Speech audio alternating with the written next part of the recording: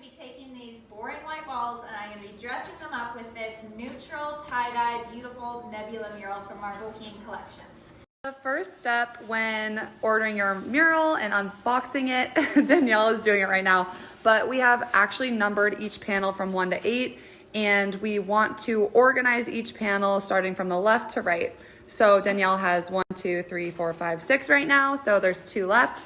And yeah, so this is just the first step. We just want to make sure we have everything organized to make the mural cohesive. To the third panel, I've smoothed it all down, and here we have an electrical outlet. So all you have to do is just take your flathead, or in my case a kitchen knife, and just take the screws out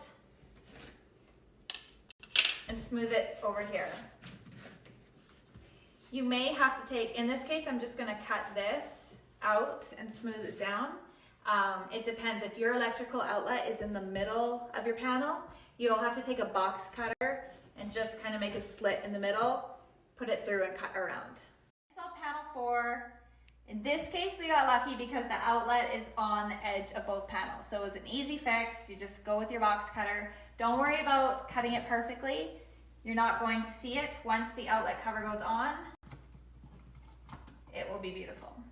All right, the Nebula mural is up. We're just about done. Christy's finishing the last piece of the wall, but Danielle, what did you do to make it fit? Yeah, it'd be really hard to fit like a full 20-inch panel when you just need 3 inches. So just to make it a little bit easier, we take a little bit more than what you think you need and just cut the entire panel down to the center. Then you just use this, like you see Christy's doing. It makes it a lot easier and you're not fumbling your way through the last panel.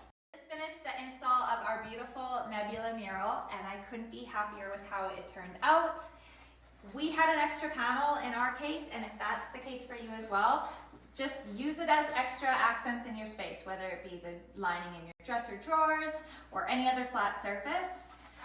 We hope this install was valuable to you and that you got some tips and tricks. If you have additional questions, send us a DM. We'd love to hear from you.